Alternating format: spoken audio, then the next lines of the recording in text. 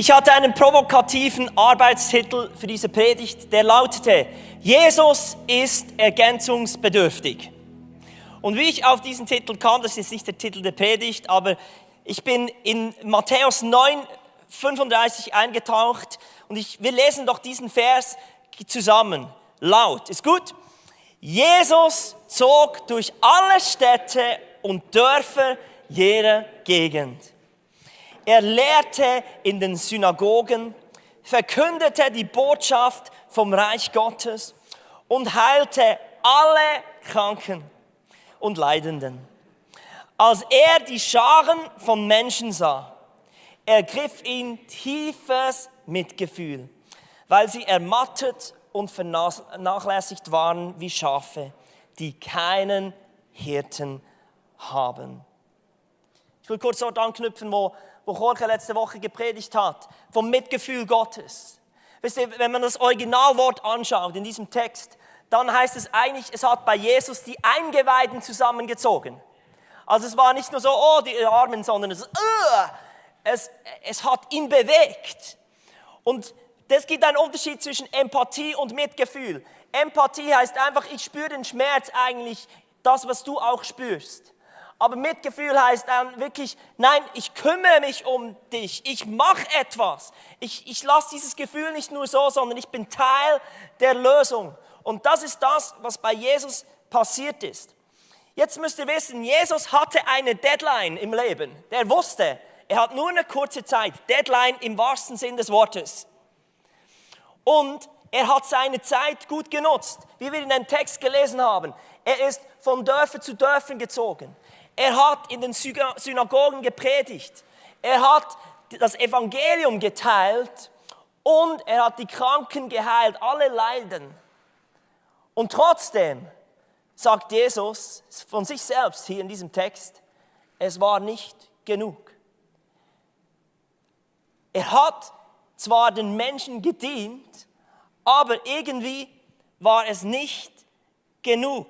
Die Schafe, die Leute, die er gesehen hatte, die waren trotzdem ermattet und vernachlässigt.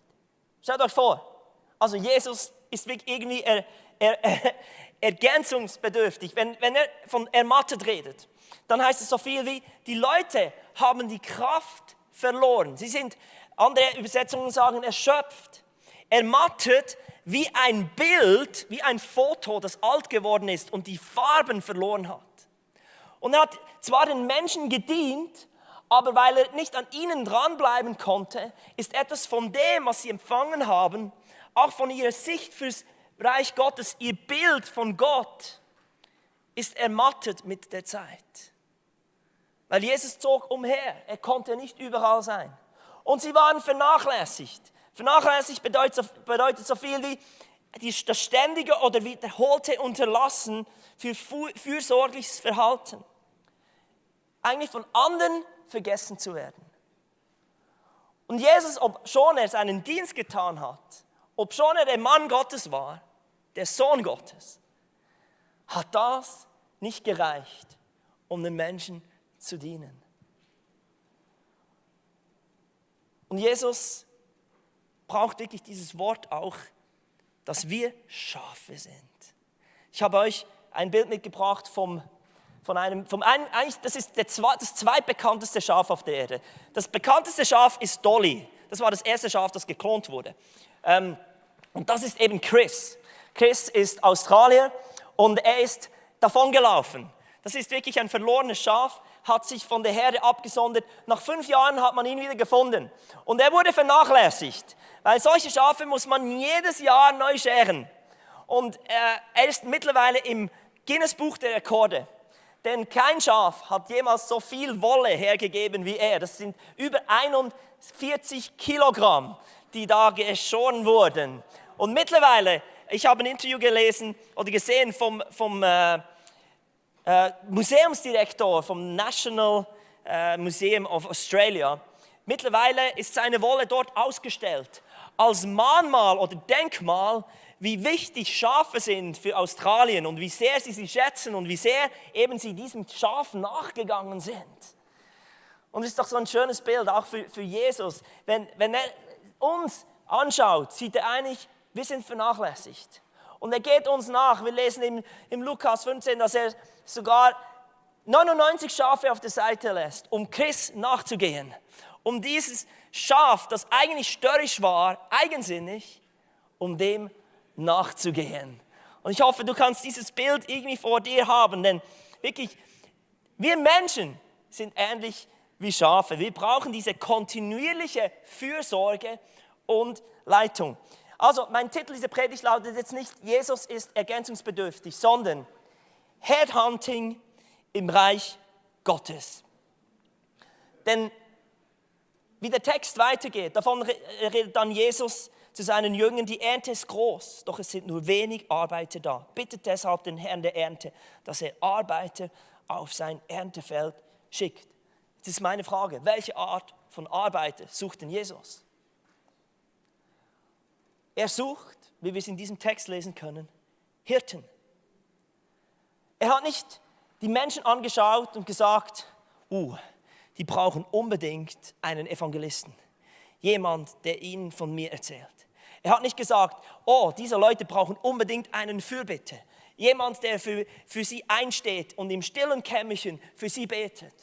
Er hat auch nicht gesagt, diese Schafe, die sind verloren, die brauchen jetzt unbedingt irgendeinen Seelsorger oder einen Psychologen, der sie da aus ihrer Schöpfung rausbringt. Jesus war sehr spezifisch. Er sagte, sie brauchen Hirten. Sie brauchen Hirten.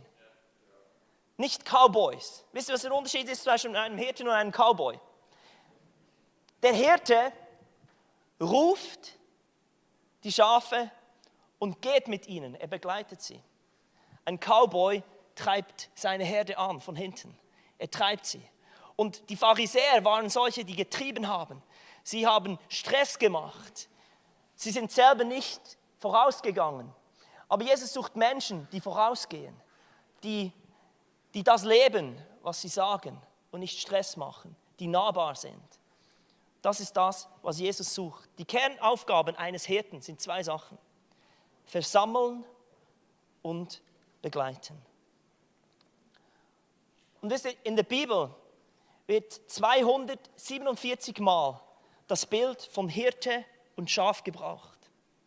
Also es ist ein sehr zentrales Bild. Wir müssen verstehen, wie sehr das am Herzen Gottes ist, wie sehr das verkörpert, wer Gott ist und wer wir sind. Das ist halt ein Bild, das wir heute nicht mehr so gebrauchen. Ich finde, das beste Bild für einen Hirten im modernen Kontext ist ein Tourguide. Wenn man irgendwo eine Städtereise macht und dann in einer Stadt ist, wo man eigentlich total verloren wäre, aber nun hat man jemanden, der die Touristen versammelt und der da mit dem Fähnchen sagt, mir nach und alle zotten schön nach und dann weiß der Dinge, die niemand wusste und er führt die Touristen an einen Ort, wo sie nur staunen, so an, wie im Psalm 23 beschrieben, frische Auen, stille Wasser, Dinge, die du selber nie entdeckt hättest. Aber eben, in der Bibel gab es keine Tourguides, sondern Hirten. Und ich möchte euch einfach im ersten Teil dieser Predigt schnell zeigen, wieso das Bild von Schafen und Hirten so wichtig ist und was wir gemeinsam haben mit Schafen. Ich habe 4 Punkte und der erste Punkt lautet folgendermaßen. Schafe sind unglaublich sicherheitsbedürftig. Schaut mal die Pupille an des Schafs, die ist so lang gezogen. Das Besondere an Schafen ist, dass sie fast eine 360 View haben. Die können fast 360 Grad umherschauen. Denn sie sind so designt, dass sie ihr Umfeld wie kontrollieren können. Sie sind so schreckhaft und ängstlich. Das Wichtigste in ihrem Leben ist, dass sie die Sicherheit haben, was um sie herum passiert. Schafe schauen nicht voraus. Schafe können 13 Meter weit sehen. Also sie sind eher vorsichtig als zuversichtlich. Und ich glaube, das ist ein schönes Bild. Wir Menschen können uns mit dem identifizieren, oder nicht? Wir gewinnen Sicherheit, wenn unser Umfeld sicher ist. Und es fällt uns unglaublich schwierig, in Zeiten wie jetzt, wo wir unser Umfeld nicht im Griff haben, wo wir die Umstände nicht kontrollieren können, dieses Sicherheitsbewusstsein zu haben, weil wir schauen um das, was um uns herum passiert, statt eigentlich auf die Stimme des Hirten zu hören. Und der Hirte und seine Stimme haben sich überhaupt nicht verändert, auch nicht in Zeiten von Corona. Das Zweite, was Schafe gemeinsam haben mit uns Menschen, sie haben eine extrem emotionale Verhaltensweise. Studien haben ergeben, dass Schafe verschiedene Emotionen wie Angst, Wut, Verzweiflung, Langeweile, Ekel und Glück empfinden können. Ihre Gefühle können aber sehr komplex sein. Wenn sich da jemand identifizieren kann, sagt bitte laut Amen. Okay, gut, ich predige zu Menschen. Wunderbar. Es gibt sogar Schafe, die pessimistisch veranlagt sind und solche, die eher optimistisch sind. Wisst ihr, Emotionen sind immer Indikatoren von dem, was tatsächlich abgeht. Oft reagieren wir auf etwas, das wir vielleicht in unserem Verstand noch nicht begriffen haben. Aber wir zeigen unsere Emotionen. Und das können Schafe auch. Sie haben wahrscheinlich mehr Emotionen als Verstand. Sie haben eine Seele. Weil die Seele ist unser Verstand, es ist unser Wille. Die Schafe haben einen Wille. Sie sind eigensinnig und sie haben Emotionen.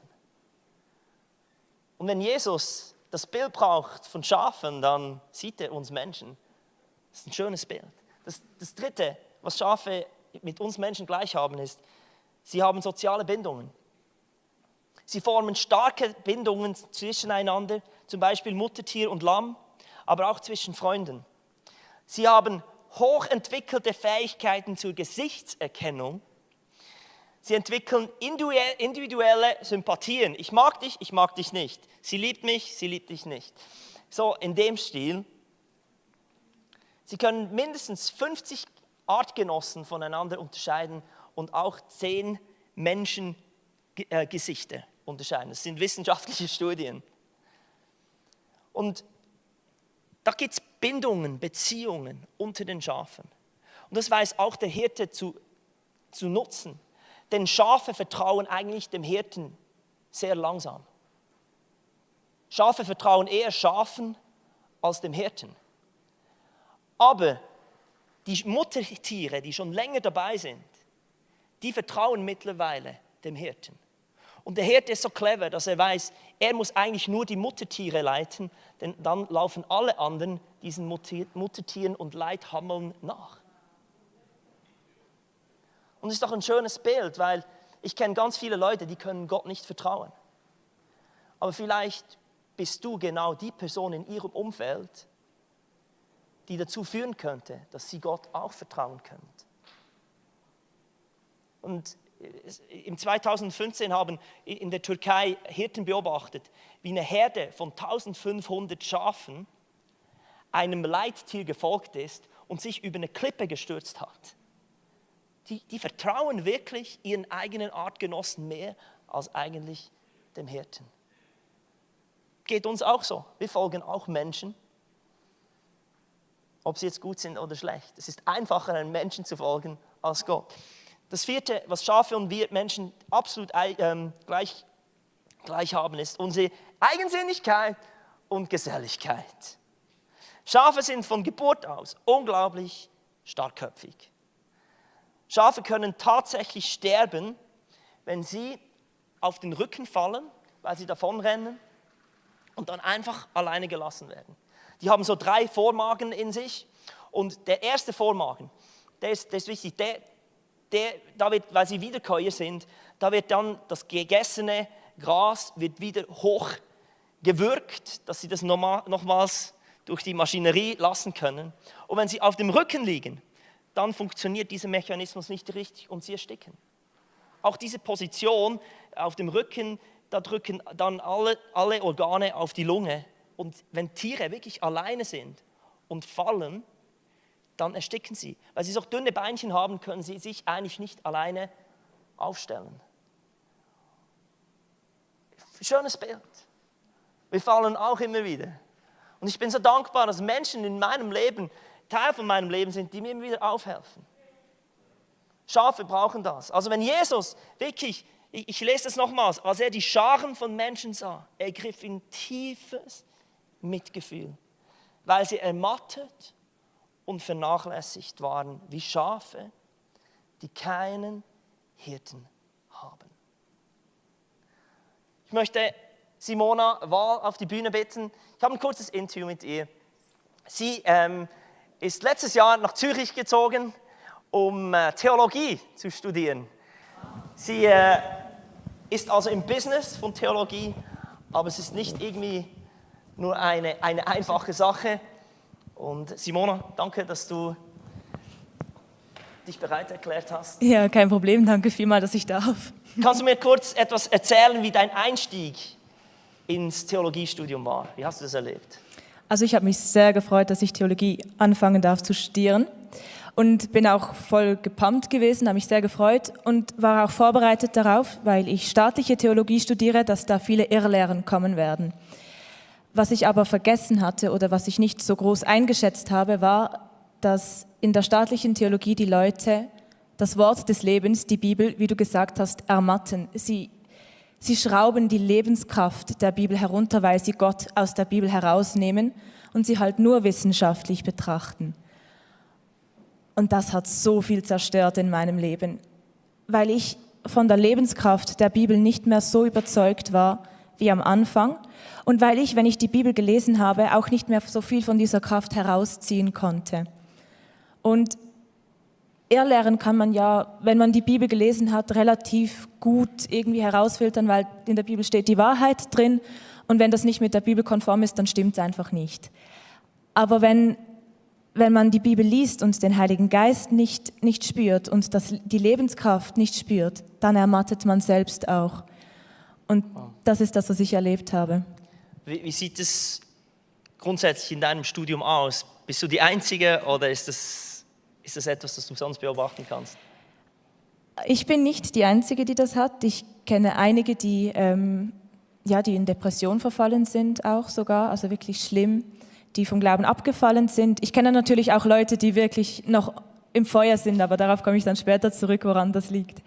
Aber ich sehe wirklich viele, viele Leute, die selbst auch ermatten, die kraftlos werden und ja, die dann anfangen, der Bibel die Wahrheit abzusprechen, weil sie merken, dass sie von der Bibel nichts mehr herausnehmen können, weil es nichts mehr drin hat, weil das Studium halt den Heiligen Geist, das Wort von Gott, dieser Lebensatem, der in der Bibel steckt, wirklich einfach auf die Seite sperren und den außen vor lassen. Das ist eigentlich schon ironisch. Du bist eigentlich an der Quelle des Lebens, du befasst dich mit dem Wort Gottes oder auch dein Studiengang, aber eben da ermattet etwas.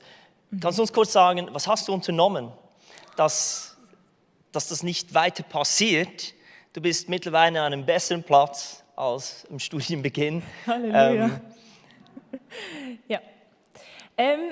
Ich habe 2 Dinge. Erstens habe ich eine Mentorin gefunden und die hat mich dann auch darauf hingewiesen, stille Zeit. Und das ist der Key für alles. Weil wenn ich täglich Gott treffe, wenn ich täglich, weiß nicht, ich brauche jetzt eine Stunde, damit ich ihn treffen kann, aber das ist auch schon lange. Wenn ich ihn täglich suche und täglich in seinem Wort lese, täglich von seinem Heiligen Geist beeinflusst werde, dann kommt der Lebensatem zurück, weil ich treffe den Heiligen Geist täglich. Ich sehe ihn, ich spüre ihn in meinem Herzen und ich habe ihn wieder in der Bibel drin. Ich spüre ihn in der Bibel, ich kann die Bibel lesen und ich bin überwältigt davon.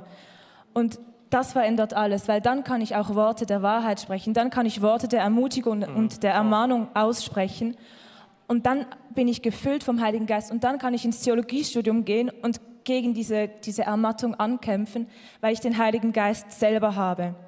Genau, super. Und das ist kraftvoll wie nichts. Also eigentlich, ja.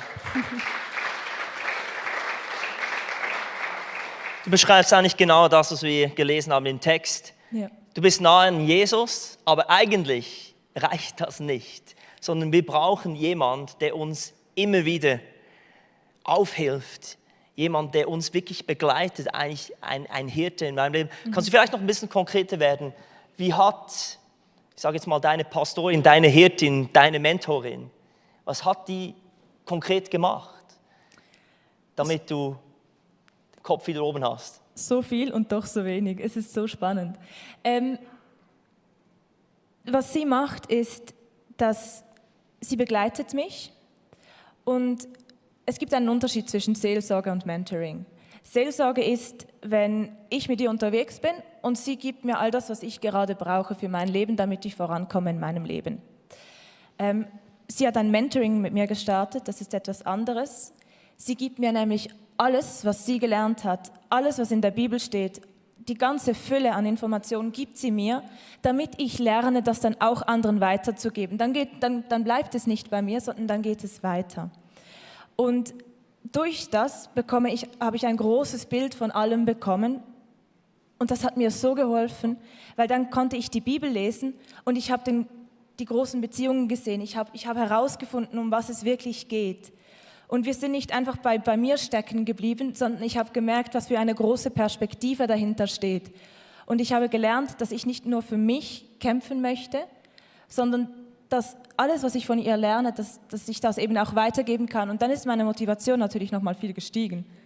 Wow. Und das hat sehr viel geholfen. Kannst du gerade sagen, also weitergeben möchtest, was tust du, damit du jetzt selber so jemand sein kannst, der auch zum Mentor wird, zur Hirtin für andere? Ich lerne, in 2. Timotheus 2,2 gibt es einen Vers, wo Paulus zu Timotheus sagt, und er sagt zu ihm, gib alles, was ich dir vor vielen Zeugen gelernt habe, an treue und fähige Menschen weiter, die wiederum fähig sind, andere zu lehren. Und das ist eben das. All das, was ich bekommen habe, das gebe ich weiter. Und das lerne ich, damit ich es weitergeben kann. Und ich habe Menschen gefunden, denen ich es weitergeben kann. Ich bin noch nicht in einer Mentoring-Beziehung mit einem, dem ich wirklich alles so weitergeben kann, so wie ich es von meiner Mentorin bekommen habe. Aber ich sehe, dass es kommt und ich sehe, dass ich die Leute finde. Und das bestätigt mich und das bestätigt sie ungemein. Und sie ist wie mein Mutterschaf, das mich voranführt, so wie du gesagt hast. Und ich laufe ihr nach und jetzt bin ich dann das Mutterschaf für andere. Und so geht die Lehre weiter und das ist unglaublich kraftvoll. Und weil wir da in einer Familie drin sind, ich bin nicht die Einzige, die sie bementort. Sie hat noch andere und auch sie wird von jemandem bementort. Und wir sind wie eine Herde, wie eine Familie, die einander Schutz gibt, die einander Kraft gibt. Und ja, wir befähigen uns, miteinander unterwegs zu sein und das ist sehr, sehr kraftvoll. Wow. Und all das möchte ich auch weitergeben. Super, vielen Dank Simona, danke für deine Erklärungen. Gebt ihr doch einen Applaus.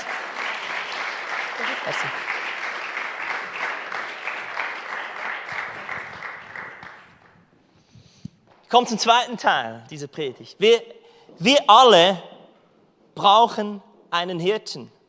Und man denkt immer, ja, ich habe ja einen Pastor. Wisst ihr was? Ich bin für die meisten von euch nicht der Pastor, obschon ich den Titel Pastor diese Kirche trage. Weil ich bin nicht an eurem Leben dran. Speziell nicht in dieser Zeit. Und ich glaube, ein Grund oder ein Test, wie du sehen kannst, habe ich einen Pastor, habe ich einen Hirten in meinem Leben, liegt daran, wie stark dein Glaube ist. Bist du ermattet? Fühlst du dich vernachlässigt? Und das ist Teil unserer Serie, wo wir sagen, wir sind dazwischen. Es hat etwas damit zu tun, dass wir uns bewusst sind, ich brauche echt einen Hirten in meinem Leben. Aber wir sind nicht erst Hirten, wenn wir angekommen sind und jetzt fühle ich mich so richtig gut und alles ist in Ordnung in meinem Leben und jetzt bin ich das große Vorbild und jetzt kann ich endlich auch ein Hirte sein. Sondern dort, wo du bist, mit dem, was du jetzt hast, ist der Auftrag eigentlich, dass wir beides haben. Dass wir ein Hirte sind und dass wir selber einen Hirten haben. Und ich möchte euch in diesem zweiten Teil der Predigt einfach noch kurz zeigen, wie du Hirte sein kannst. Dort, wo dich Gott hingestellt hat. Und der Hirte hat eigentlich 2 Werkzeuge. Ich habe da eine Slide, ihr kennt es aus dem Psalm 23. Dein Stecken und Stab trösten mich. Das ist das einzige Werkzeug, das ein Hirte braucht. Reduced to the max. Und ich kann euch sagen, wenn Jesus sagt, ich brauche Hirten, dann hat er sich etwas überlegt, weil es ist wirklich das, was jeder kann. Es ist nicht so schwierig. Du musst keine Ausbildung dafür machen, du musst nicht irgendwie eine Position dafür bekommen, du musst nicht irgendwie einen Berufungsmoment dafür haben, du musst nicht bezahlt dafür werden. Es ist so simpel. Du brauchst einfach einen Stecken und einen Stab. Und darauf möchte ich kurz eingehen, wie du das in deinem Alltag, in deinem Umfeld haben und leben kannst. Das erste ist der Stecken. Ehrlich gesagt, der Stecken ist eben eher ein Knüppel. Kannst du noch mal kurz die andere Slide zeigen? Dort, die vorher. Das ist eher ein Knüppel als ein Stecken. Das ist so ein bisschen lost in translation. Danke, kannst wieder zurück. Und das ist ein Sinnbild für den verlängerten Arm Gottes in Sachen Wort Gottes. Für seine Verteidigung, Zurechtweisung und Obhut. Und ich kann euch sagen, der Grund, wieso wir stille Zeit machen, hat etwas damit zu tun, dass wir eben unseren Stecken wirklich auch üben und lernen, mit dem umzugehen. Das Erste, wozu ein Hirte seinen Stecken braucht, ist zur Verteidigung. Ist eigentlich ein Wurfgerät, so ein Knüppel. Und wenn da irgendwie ein Raubtier kommt, er wirft diesen Stecken gegen die Raubtiere. Oder wenn er Schlangen hat, dann schlägt er mit dem Stecken gegen den Boden und die Schlangen werden vertrieben. Und wisst ihr, wir kämpfen nicht gegen Fleisch und Blut, sondern als Pastoren müssen wir nicht einfach für Leute beten. Manchmal sind wir so easy und sagen, ja, ich bete für dich. Nein, wir sollen mit dem Wort Gottes kämpfen, weil das hat auch Vollmacht. Weil eigentlich Gebet bewegt nicht so viel, sondern es ist das Wort Gottes in uns, dass wir den Willen Gottes aussprechen. Und dann hat es auch eine Wirkung. Und das Ding ist, wir machen stille Zeit oft einfach nur so für uns. Aber ich glaube, diese Predigt soll dich herausfordern, dass du sagst, okay, was ich hier lese, was ich hier mir reinziehe, das ist etwas, womit ich für andere auch kämpfe, womit ich für andere einstehe. Die Leute, die Gott um mich herum geschart hat, für die kämpfe ich. Das Zweite, wozu er diesen Stecken braucht, ist eigentlich zur Abschreckung für widerspenstige Schafe. Also, wenn sie sich absondern, dann kommt manchmal der Knüppel geflogen. Oder wenn sie sich an giftige Pflanzen heranmachen, dann wirft der Hirte einen Knüppel gegen das Schaf. Und es klingt eigentlich ziemlich brutal. Aber das Wort Gottes ist nicht da, um Menschen zu bestrafen, sondern es ist ehrlich gesagt auch eine Zurechtweisung. Und wir dürfen das Wort Gottes, als Pastoren brauchen wir das als Zurechtweisung. Jetzt müssen wir das in Liebe tun. Aber Jesaja 53, gute Stelle, sagt, wir alle waren wie Schafe, die sich verlaufen haben. Jeder ging seinen eigenen Weg. Amen, das kennen wir. He? Ihm aber, da ist vom Messias die Rede, von Jesus, hat der Herr unsere ganze Schuld aufgeladen. Wisst ihr, wenn meine Kinder davonrennen, wir haben auch schon unsere Kinder aus dem Blickwinkel verloren, irgendwo in einer Menschenmenge. Und wenn wir sie dann wieder finden, dann gibt es keine Bestrafung, sondern es gibt eine Zurechtweisung. Denn eine Bestrafung ist für das, was passiert ist, und das wird meistens auch mit Gewalt getan, aber eine Zurechtweisung ist für die Zukunft in Liebe. Und der Hirte bestraft nicht die Schafe. Gott bestraft nicht seine Kinder, er hat seinen Sohn bestraft. Jesus ist ans Kreuz gegangen, haben wir in diesem Text gelesen. Er hat für unsere Schuld bezahlt. Also, wenn du Angst hast, wenn du etwas falsch machst, Gott könnte dich bestrafen. Dann hast du nicht begriffen, was Gott am Kreuz getan hat.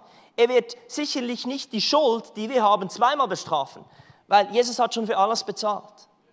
Aber Gott ist auch nicht der liebe Hirte, der einfach sagt, tu, was du willst. Und wie wir letzte Woche gehört haben, es zerreißt sein Herz.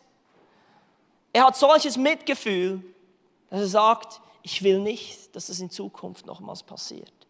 dass du dich nochmals verirrst, dass du nochmals verloren gehst. Und deshalb ist das Wort Gottes auch zur Zurechtweisung. Und ich kann euch sagen, wenn wir Pastoren sind, wenn wir Hirten sein sollen, dann dürfen wir und haben wir diesen Auftrag, die Menschen in unserem Umfeld, sei es unsere Kleingruppe, aber auch unsere Arbeitskollegen, in einer guten Art und Weise fürs Leben, für die Zukunft einzuspuren. Zurechtweisen heißt eigentlich so wie, komm wieder auf die richtige Spur. Und du musst nicht sagen, die Bibel sagt und solche Sachen, sondern das, was du verstanden hast, weitergeben. Und das Dritte, wozu eigentlich der Knüppel da ist, der Stecken. Der Stecken dient auch zur Zählung und Untersuchung der Schafe. Also wenn er sie durchkämmt und die haben ja Krankheiten auch unter ihrem Fell und Ungeziefer. Und es ist eigentlich ein Zeichen, dass sie unter seiner Autorität sind, unter seiner Obhut.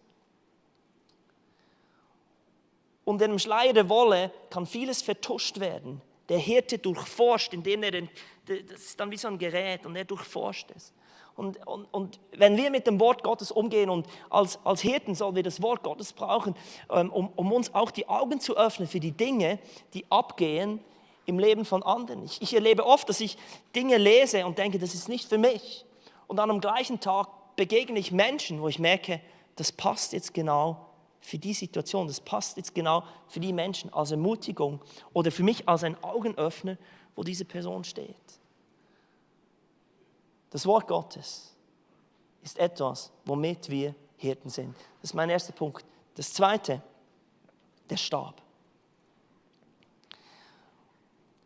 Der Stab ist das Sinnbild für Gottes Geist, für seine Langmut, für seine Fürsorge, für seine Führung.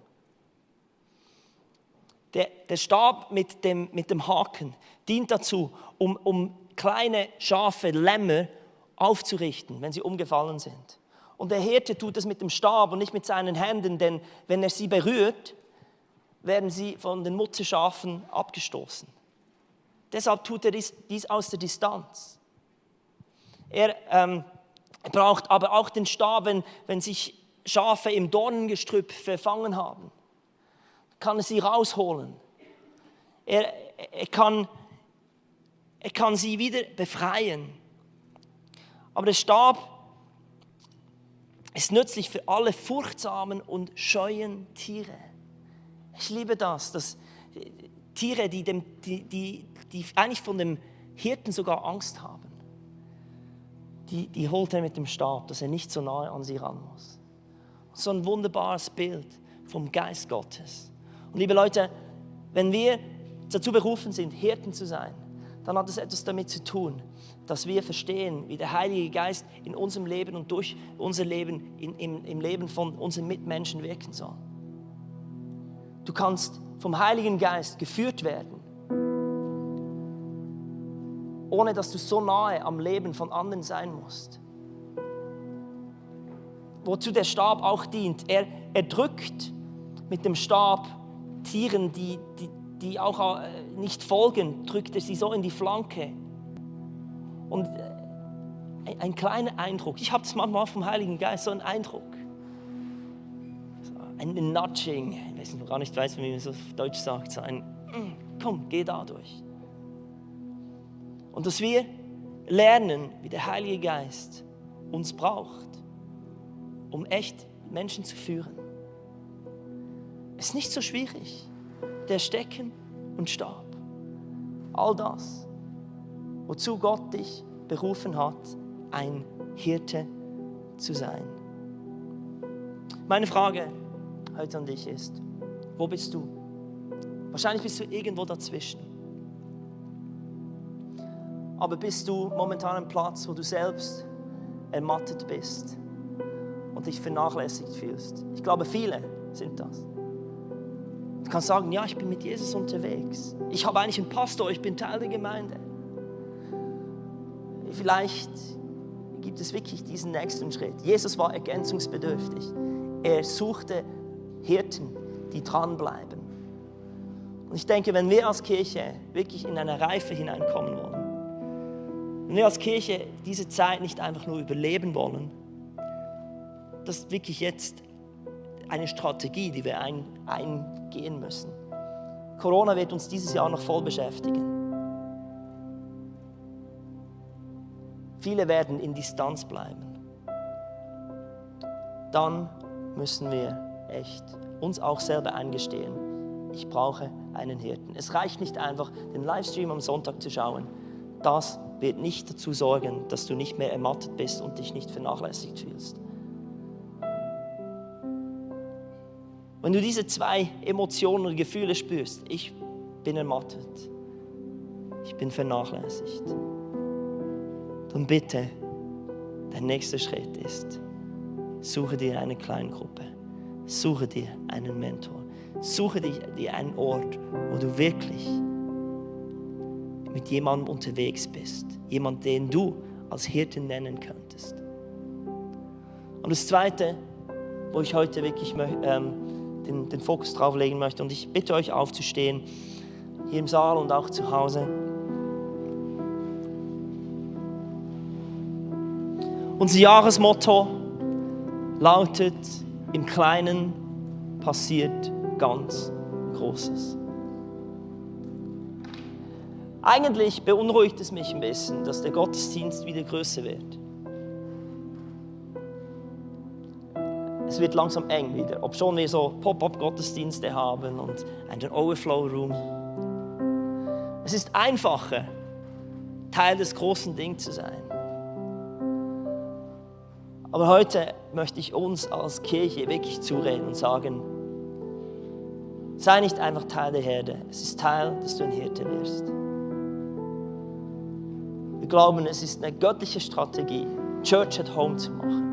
Menschen, die in deinem Umfeld sind, die müssen nicht Teil von der Kirche sein, sie können. Aber eigentlich träumen wir davon, dass Menschen aus deiner Arbeit zusammenkommen mit Menschen, die auch mit Jesus unterwegs sind. Und momentan zu 5, ein Pastor von 4 Personen zu sein. Und 5 Leute, die sich zusammentreffen.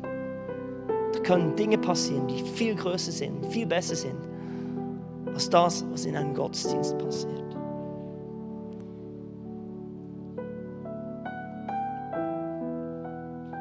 Wir möchten das tun, was Jesus so gesucht hat. Heute ist Jesus dran, Headhunting zu machen. Er sucht Menschen für diese Positionen, für die Leitungspositionen im Reich Gottes. Ich glaube, der Heilige Geist ich werde jetzt einfach einen Moment auch ruhig sein. Und ich bitte den Heiligen Geist, dass er dir Gesichter zeigt, so wie Schafe Gesichter sehen können, erkennen können. Dass Gott Menschen zeigt, wo er dich eigentlich hingestellt hat. Und dass dort du als Hirte dienen sollst. Heiliger Geist, ich danke dir, dass du zu uns jetzt reden wirst. Herr, du nach Buße dort, wo wir das vernachlässigt haben, was dir so auf dem Herzen ist. Herr, lass uns eine Gemeinde sein, die das ernst nimmt, wen du um uns herum gestellt hast. Lass uns eine Gemeinde sein, wo ganz Großes im Kleinen passiert. Danke, dass es keine Überforderung sein wird, sondern dass wir dazu ausgerüstet sind. Amen. Lass einfach einen Moment still sein, auch hier zu Hause. Glauben, dass der Heilige Geist euch Gesichter zeigt, Menschen zeigt, die in deinem Umfeld sind.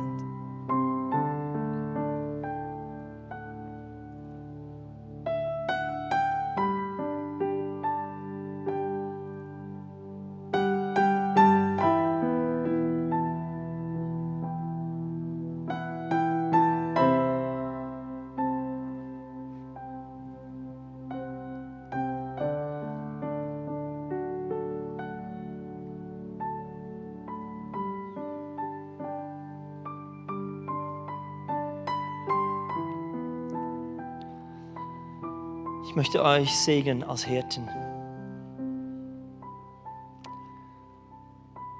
dass ihr Menschen versammelt, und begleitet. Ihr seid dazu ausgerüstet. Da ist eine Herde am Warten. Die Ernte ist groß. Die Arbeiter sind wenige. Und tut es nicht fromm, sondern seid einfach Hirten. Es war so ein alltägliches Bild, das Jesus gebraucht hat. Es war kein biblisches Bild. Es hat nichts mit Kirche zu tun. Es hat einfach mit dem Leben zu tun. Ich segne euch. Und ich glaube echt, dass wir sehen werden, dass aus dieser Predigt heraus neue Kleingruppen gestartet werden. Neue Church-at-Home-Gruppen. Sogar vielleicht neue Pop-up-Gottesdienste. Irgendwo, an einem anderen Ort im Kanton Zürich. Vielleicht sogar in einem anderen Kanton. Vielleicht auch ihr zu Hause, wo ihr merkt, ich war jetzt nur zu Hause. Wir können etwas tun. Seid gesegnet. Amen.